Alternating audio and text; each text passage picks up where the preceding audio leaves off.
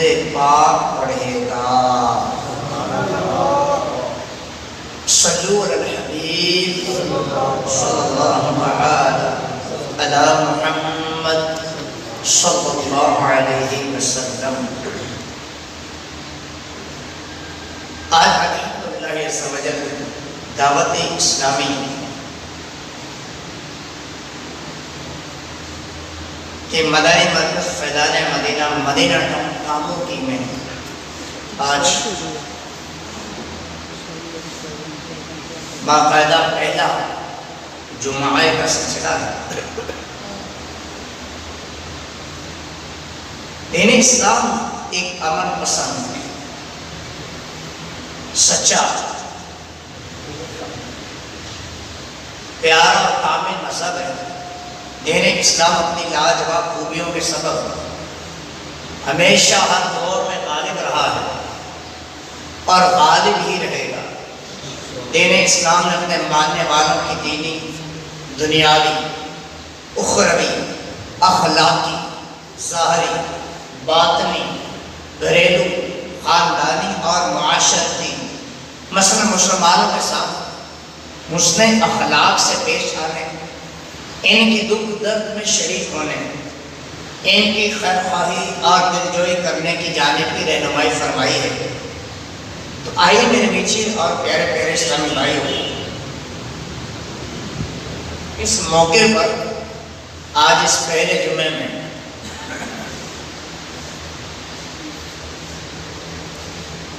اس موضوع پر میں آپ کی خدمت میں کچھ خاص کرنے کی سعادت پانے کے لیے جا رہا ہوں۔ اگر ہم اپنے اندر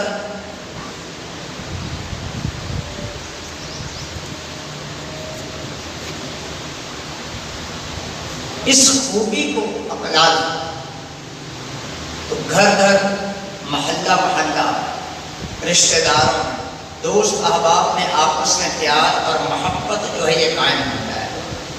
آج گھر گھر میں اتفاق جو بکھرا سا دکھائی دیتا ہے، محلے داروں میں آپس میں نا اتفاقی دکھائی دیتی ہے، رشتہ داروں میں بھی آپ نے دیکھا ہوگا کہیں نہ کہیں کس نہ کسی موڑ پر جو ہے لڑائی کی سمت، ناراضگی کی سمت دکھائی دیتی ہے۔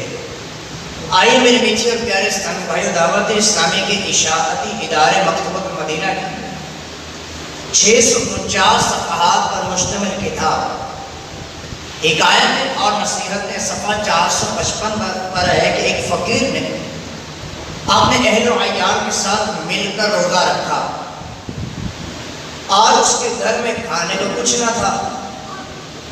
افطاری کے لیے خوراک کی تلاش میں وہ گھر سے نکلا، لیکن افطاری کے لیے اس کو کچھ نہ ملا۔ پھر وہ سوناروں کے بازار میں داخل ہوا تو اس نے دیکھا کہ ایک آدمی اپنے دکان میں قیمتی چمڑے کے ٹکڑے بچھا کر ان پر سونے چاندی کے ڈھیر الٹ رہا ہے۔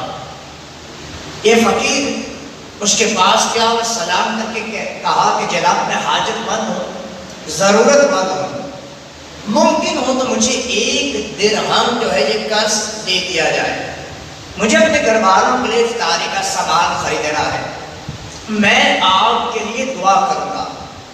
یہ سب سنتے ہی اس سونار نے اپنا منہ دوسری جانب پھیر لیا اور اس فقیر کو کچھ نہ دیا۔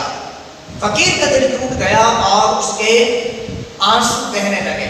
وہ واپس آ رہا تو ایک غیر مسلم پڑوسی نے اسے دیکھا اور دکان سے نکل کر اس فقیر کے پاس آ کر کہنے لگا کہ میں تجھے دیکھ رہا ہوں کہ تو میرے فلاں پڑوسی سونار سے کچھ بات کہہ رہا تھا۔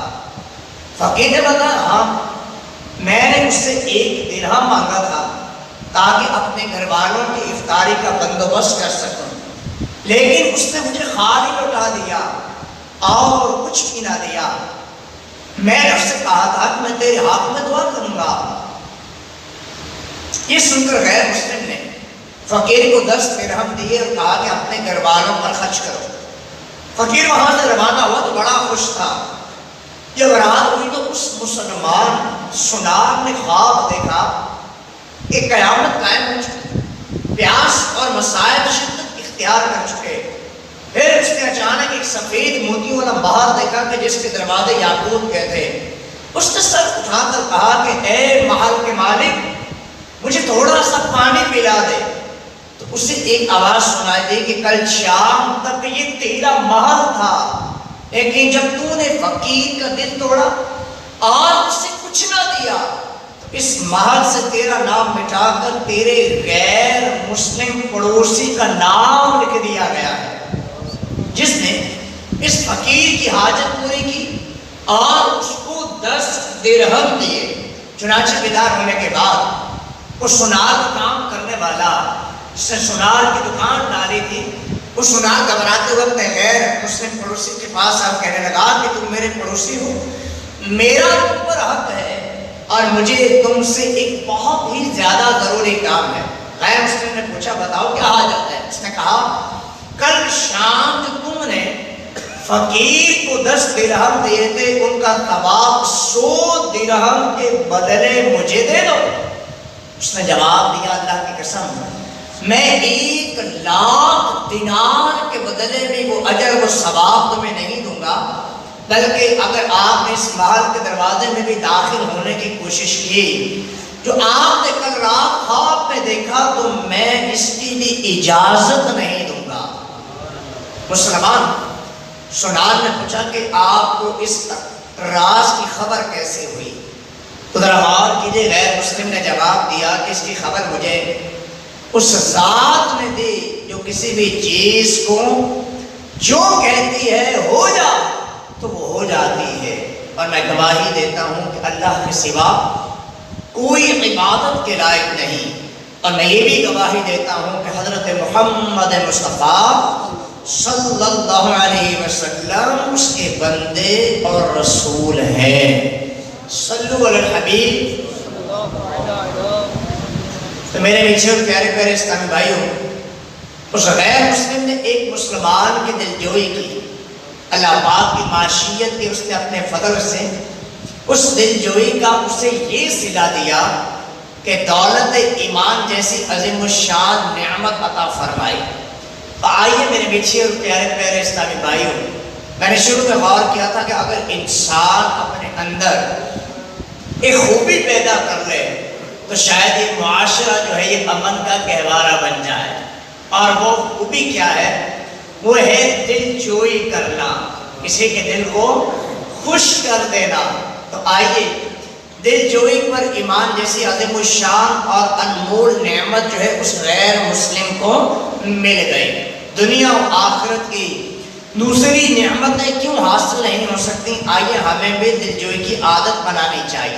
دل جوئی، دلداری، غم خواری، غم گساری، یہ تمام الفاظ جو ہیں ہم معنی ہیں اس کے معنی ایک ہی طرح کے ہیں۔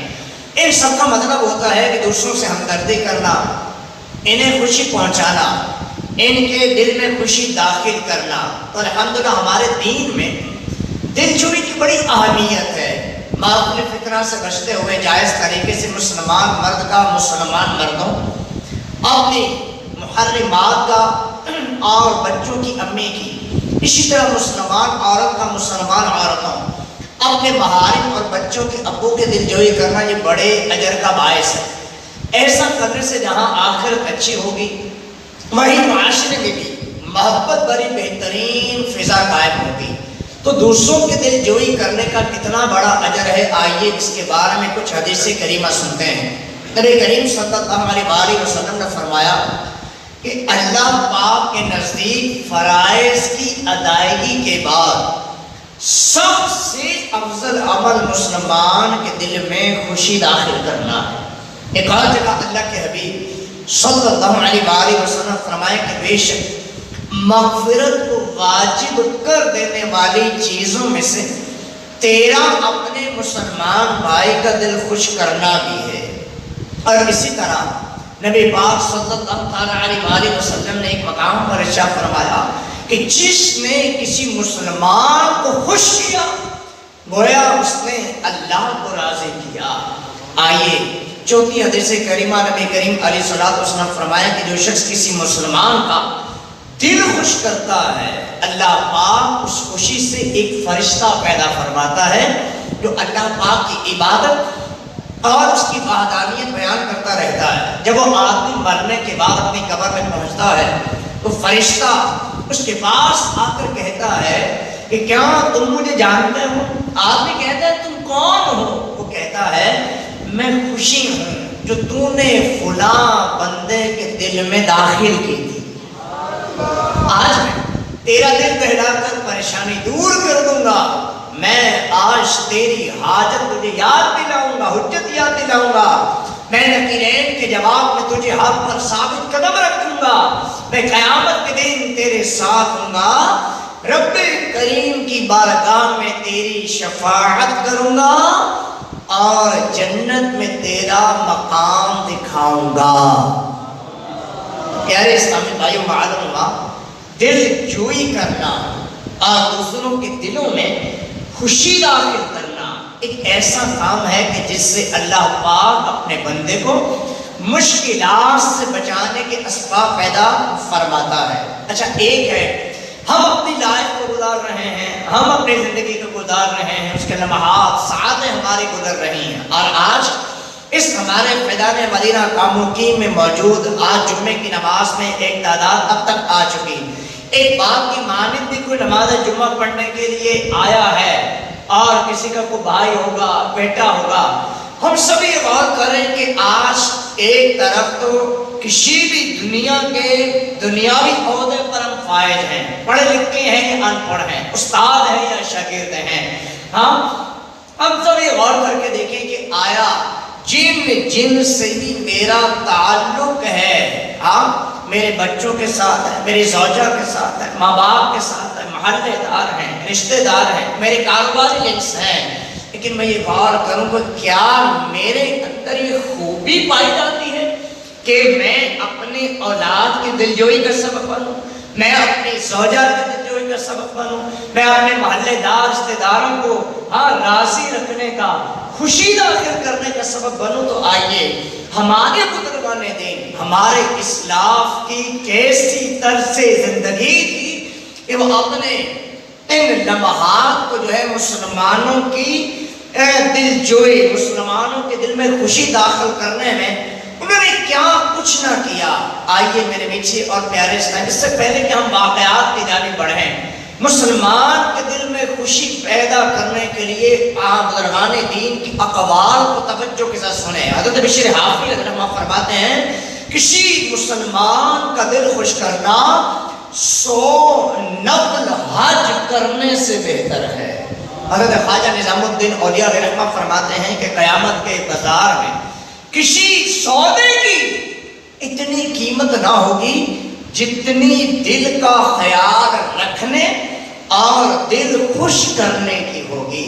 اور حضرت سن مقہول دمشقی رحمہ نے فرمایا جو شخص کسی کی دل جوئی کرتے ہوئے فوت ہو گیا، انتقال کر گیا، فرماتے ہیں وہ شہید ہے۔ تو آئیے میرے بیچے اور پیارے اسلامی بھائیوں، دل جوئی کرنا، کسی کے مسلمان کے دل میں خوشی داخل کرنا، اس کے بڑے فضائل ہیں، اور یہی وجہ ہے ہمارے بزرگان دین کے دلوں میں دوسروں کی دل جوئی اور دلداری کا جذبہ کوٹ کوٹ کر بھرا ہوا ہوتا تھا۔ وہ مقدس ہستیاں لوگوں کی دل جوئی کرتے اور اپنے دلوں کو راحت پہنچاتے تھے۔ آئیے ایک اللہ والوں کے واقعات کو توجہ کے ساتھ سنیں اور ان سے حاصل ہونے والے مدنی پھولوں کو اپنے دل کے مدنی گلدستے میں سجائیں، اور یہ غور کرتے چلے جائیں کہ میرے رویے کی وجہ سے، میری دینداری کی وجہ سے، میری تہمت اور بہتان باندھنے کی وجہ سے کتنے ایسے گھر کے افراد ہوں گے جو شاید حقیقت میں جو ہے وہ مجھ سے ناراض ہوں گے۔ یار جب دیکھو یار یہ دل دکھاتا رہتا ہے، یہ جب دیکھو جو ہے زبان درازی کرتا رہتا ہے۔ تو آئیے ایک رات فاروق اعظم رضی اللہ تعالیٰ عنہ مدینہ المنورہ کا دورہ فرما رہے تھے۔ دربار کی نبی پاک صلی اللہ علیہ وسلم نے جن کے بارے میں فرمایا اگر میرے بعد کوئی نبی ہوتا تو عمر ہوتے، فرمایا عمر کو دیکھ کر شیطان اپنا راستہ بدل لیتا ہے۔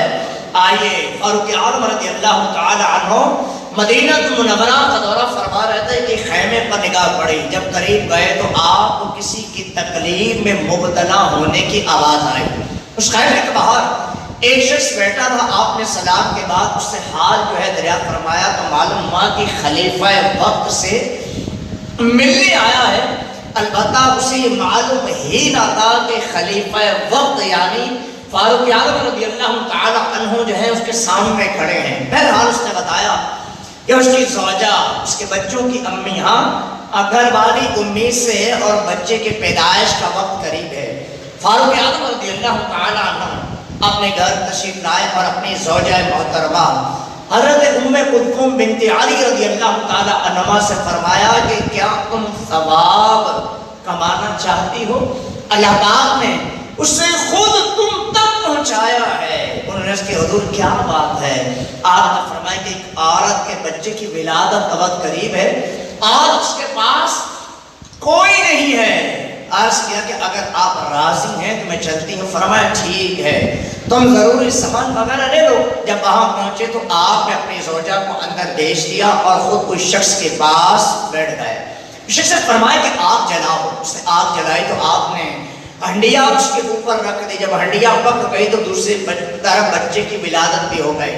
آپ یعنی فاروق اعظم رضی اللہ تعالی عنہ کی زوجہ محترمہ نے اندر سے آواز دی، اے امیر المؤمنین رضی اللہ تعالی عنہ، اپنے رفیق یعنی ساتھی کو بیٹے کی خوشخبری جو ہے یہ سنا دیجئے۔ جیسے ہی اس شخص نے لفظ امیر المؤمنین سنا تو ڈر گیا اور عاجزی کے ساتھ، انکساری کے ساتھ تھوڑا سا پیچھے ہٹ کر بیٹھ گیا تو آپ نے فرمایا جیسے بیٹھے تھے ویسے ہی بیٹھے رہو۔ پھر آپ نے ہنڈیا اٹھا کر اپنی زوجہ کو فرمایا کہ خاتون کو پیٹ بھر کر کھلاؤ۔ پھر آپ نے اس شخص کو بھی کھانے کے لیے دیا، فرمایا کل صبح میرے پاس آنا، میں تمہاری ضروریات کو پورا کر دوں گا۔ جب وہ شخص صبح آپ کے پاس آیا، آپ نے اس بچے کا وظیفہ بھی جاری کیا اور اسے بھی مال وغیرہ جو ہے یہ عطا فرمایا۔ تو میرے پیارے اور محترم اسلامی بھائیو، سنا آپ نے فاروق اعظم رضی اللہ تعالیٰ عنہ نے کس طرح ایک پریشان حال کی دستگیری فرمائی، ان کی دلجوئی کا سامان کیا، اپنی نگرانی میں آگ روشن کرائی، اپنے ہاتھوں سے ہنڈیا چڑھائی اور کھانے کی ترکیب بنائی اور پھر خود ہی کھانا نکال کر اپنی زوجہ محترمہ کے ذریعے اس عورت کے لیے بھیجا۔ تو ذرا غور فرمائیں کہ یہ وہی فاروق اعظم ہیں جن کے سائے سے شیطان بھاگتا تھا، یہ وہی فاروق اعظم ہیں کہ جن کو نبی کریم صلی اللہ علیہ وسلم نے اپنی زبان مبارکہ سے جنتی ہونے کی خوشخبری دی تھی، یہ وہی فاروق اعظم ہیں کہ جن کے بارے میں اللہ کے پیارے رسول صلی اللہ علیہ وسلم نے یہ دعا فرمائی کہ اے اللہ کریم عمر بن خطاب کے ذریعے اسلام کو عزت عطا فرما۔ یہ وہی فاروق اعظم ہے جو یتیموں بے سہارا لوگوں کی خیر خواہی کے لیے راتوں کو جاگ کر دورہ فرمایا کرتے ہیں۔ یہ وہی فاروق اعظم ہے کہ جن کی رائے کے مطابق قرآن کی آیات کریمہ نازل ہوئیں، اور یہی وہی فاروق اعظم ہے کہ فرماتے ہیں کہ اگر نہر فرات کے کنارے میں ایک بکری بھی بھوکی مر گئے تو مجھے اندیشہ ہے کہ بروز قیامت اللہ پاک مجھ سے اس کے بارے میں باس پرس فرمائے گا۔ اور یہ وہی فاروق اعظم ہے کہ جو اکیلے ہزاروں میں طویل سلطنت کے تنہا حکمران تھے، اور یہ وہی فاروق اعظم ہے کہ جن کا نام سن کر قیس و کسرا یعنی روم اور ایران کے بادشاہوں پر لرزہ جو ہے یہ طاری ہو جاتا تھا۔ تو لہذا اے میرے پیارے اور محترم اسلامی بھائیو، اتنی بلند و بالا شان و شوقت کے باوجود فاروق اعظم رضی اللہ تعالیٰ عنہ دوسروں کی کیسی دلجوئی فرمایا کرتے تھے۔ اتنے عظیم مقام و مرتبے پر فائز ہونے کے باوجود فاروق اعظم رضی اللہ تعالیٰ عنہ دوسروں کی کیسی خیر خواہی کیا کرتے تھے۔ اس کی واقعے سے ہمیں کیا درس ملتا ہے کہ اگر ہمارا کوئی مسلمان بھائی کسی تکلیف میں ہو، کسی ٹریجڈی میں ہو، کسی مصیبت میں ہو یا کسی بھی معاملے میں اس سے ہماری ضرورت ہو، آج تو حادثہ روڈ پر ہوتا ہے اور یقین مانے کے بجائے اس گرتے ہوئے فرد کو پکڑنے گئے، اس سے پہلا کہ کوئی اس کا موبائل نکالتا ہوتا ہے، کوئی اس کی جیب میں سے والٹ نکال لیتا ہے۔ عجیب و غریب ہمارے اس معاشرے میں اپنے مسلمان بھائی کو نقصان پہنچانے کے انسان در پہ ہے یار.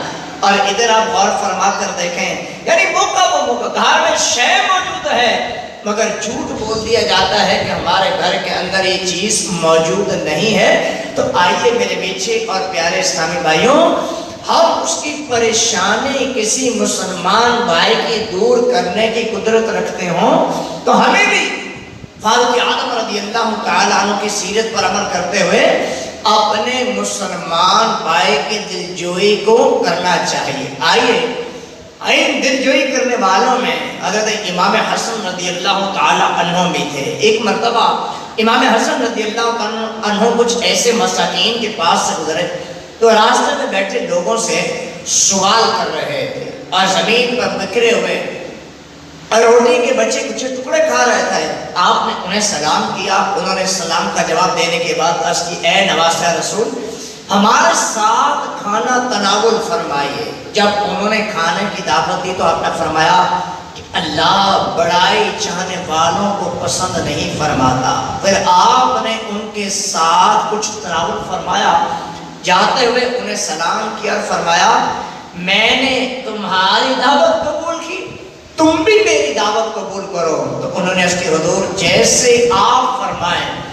تو آپ نے انہیں اپنے پاس آنے کی دعوت دی. جب وہ آپ کے پاس آئے تو آپ نے انہیں عمدہ کھانا کھلایا اور خود بھی ان کے ساتھ کھانا تناول فرمایا. استاد کچھ چکے آج شاگرد کے ساتھ کھانا کھانے میں. ہاں مالک جو ہے وہ یہ فیل کرتا ہے کہ جناب میں اپنے نوکر کے ساتھ کھانا کھاؤں. تو آئیے اے عاشقان صحابہ اہل بیت پر غور کیجئے. نواسہ رسول جگر گوشہ بطول حضرت امام حسن رضی اللہ تعالیٰ عنہ کتنے عمدہ اخلاق والے تھے. باوجود بلند رتبہ ہونے کے، مقام ہونے کے، ان مساکینوں اور غریبوں کی دلجوئی کی خاطر ان کے ساتھ بیٹھ گئے اور بدلے میں انہیں بھی اپنے گھر دعوت پر بلایا. اس واقعے سے ایک درس ملتا ہے کہ ہمیں بھی صرف امیروں کے ساتھ نہیں بلکہ فقیروں کے ساتھ بھی پیار اور الفت اور محبت بھرا برتاؤ جو ہے یہ کرنا چاہیے. اسی طرح میرے میٹھے اور پیارے اسلامی بھائیوں، امام حسن رضی اللہ تعالیٰ عنہ تو شان کریمی کے کیا ہی کہنے ہیں کہ جو جنتی نوجوانوں کے سردار ہیں، وہ بلند ترین صحابی ہیں، اہل بیت مصطفیٰ میں شامل ہیں. اور حضرت علی شیر خدا رضی اللہ تعالیٰ عنہ کے شہزادے اور بی بی فاطمہ رضی اللہ تعالیٰ عنہا کے جگر کے ٹکڑے ہیں. تو میرے میٹھے اور پیارے پیارے اسلامی بھائیوں، ہمیں کیا کرنا چاہیے؟ عاجزی اور انکساری اختیار کرنے چاہیے. اگر کوئی شخص کسی دنیاوی منصب و دولت ملنے کے بعد قیمتی لباس پہنتا ہے، اسی وجہ سے لوگوں سے میل جول کم رکھتا ہے، تب بھی ہمیں اس کے بارے میں ہمیشہ حسن ظن یعنی اچھا گمان ہی رکھنا چاہیے. ہم یہ نہیں کہہ سکتے کہ فلاں شخص تو کوئی منصب ملنے کی وجہ سے بڑا مغرور ہو گیا ہے، بڑا اپنی بڑائی بیان کرتا دکھائی دیتا ہے، سیدھے مجھ سے بات ہی نہیں کرتا. کسی مسلمان کے بارے میں بدگمانی کی ہمیں اجازت نہیں ہے. بدگمانی گناہ، گناہ کبیرہ، حرام اور جہنم میں لے جانے والا کام ہے. تو لہذا اللہ پاک ہمیں بدگمانی سے بچنے اور ہمیشہ عاجزی اختیار کرنے کی توفیق عطا فرمائے. اللہ کے رسول صلی اللہ علیہ وسلم نے عاجزی کے بارے میں فرمایا جو اپنے مسلمان بھائی کے لیے تواضع اختیار کرتا ہے اللہ پاک اسے بلندی عطا فرماتا ہے، اور جب مسلمان بھائی پر بلندی چاہتا ہے اللہ پاک اسے پستی میں ڈال دیتا ہے. اللہ کے حبیب صلی اللہ علیہ وسلم کا ایک اور جگہ